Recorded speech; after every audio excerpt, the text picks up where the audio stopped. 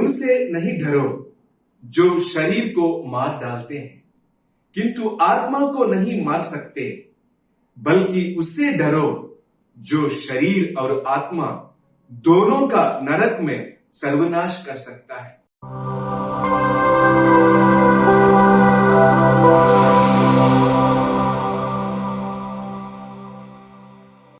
सबों को जय यीशु क्रिस्त में। मेरे प्यारे भाई और बहनों, हम पिछले 3 दिनों से मिस्सा पूजा बलिदान के दौरान संत मत्ती के सुसमाचार अध्याय 10 से सुनते आ रहे हैं।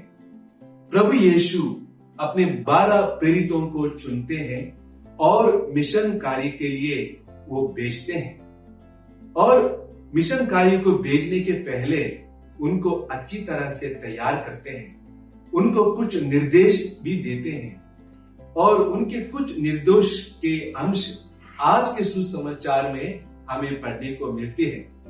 संत मत्ती के सुसमाचार अध्याय 10 पद संख्या 28 में हम पाते हैं, प्रभु यीशु कहते हैं, उनसे नहीं डरो जो शरीर को मार डालते हैं, किंतु आत्मा को नहीं मार सकते, बल्कि उससे डरो जो शरीर और आत्मा दोनों का नरक में सर्वनाश कर सकता है। प्रभु के इस निर्देश में हमें 2 निमंत्रण मिलते हैं। पहला, इंसान से डरना नहीं, और दूसरा, ईश्वर से डरना। यहां पर हमें मानवीय भय और ईश्वर के भय के बीच मौजूद अंतर पर विचार करने के लिए प्रोत्साहित कर देता है। डर जीवन का एक स्वाभाविक आयाम है। कई प्रकार के डर इंसान को डराता है।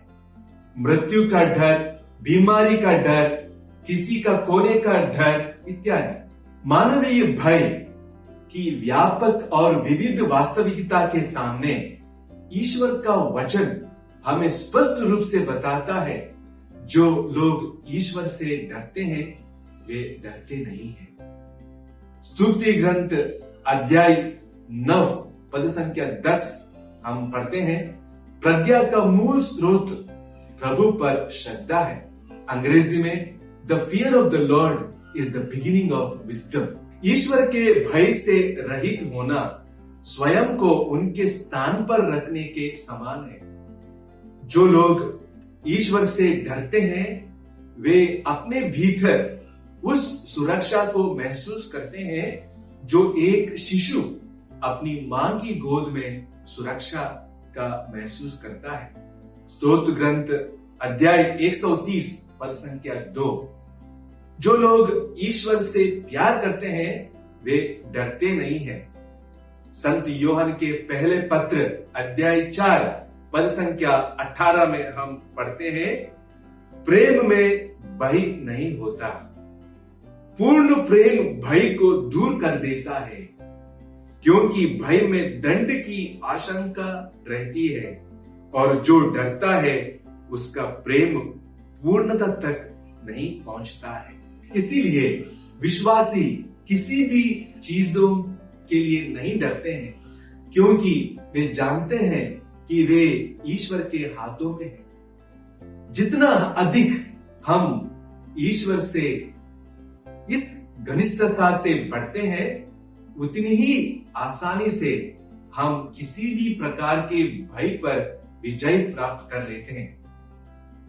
हम वो याद करें, स्तोत्र ग्रंथ अध्याय 23 में प्रभु हमें ये आश्वासन देते हैं कि प्रभु मेरा चरवाहा है, मुझे किसी बात की कमी नहीं। चाहे अंधेरी घाटी होकर जाना पड़े, मुझे किसी अनिष्ट की शंका नहीं, क्योंकि तू मेरे साथ रहता है। मुझे तेरे लाठी, तेरे डंडे का भरोसा है। तो आइए प्यारे भाइयों और बहनों, हम सब मिलकर ईश्वर को धन्यवाद दें, क्योंकि हमारा प्रभु हमारे साथ सदा रहता है। उसके लिए हमारा सब कुछ, हमारा जीवन को समर्पित करें। आमीन।